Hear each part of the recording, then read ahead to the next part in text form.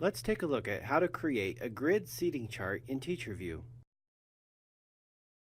Hover your mouse over the Charts menu and select Add Grid from the list.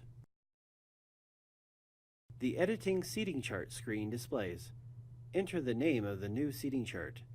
Do not click Save yet, or this will stop the editing process.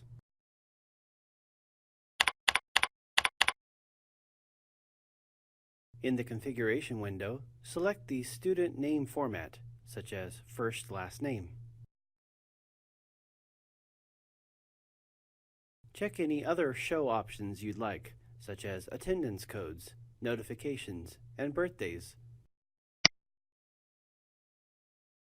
Select the front of the classroom from the drop-down.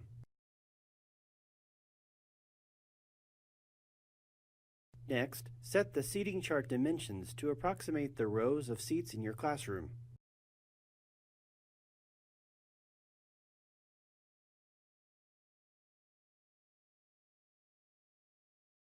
From the list of unassigned students, you can either drag and drop individual students into your grid, or you can have the system fill the grid randomly or alphabetically. After the students are placed in the grid, you can click Sort and the system puts them in alphabetical order, or you can click Randomize and the system places them in random order.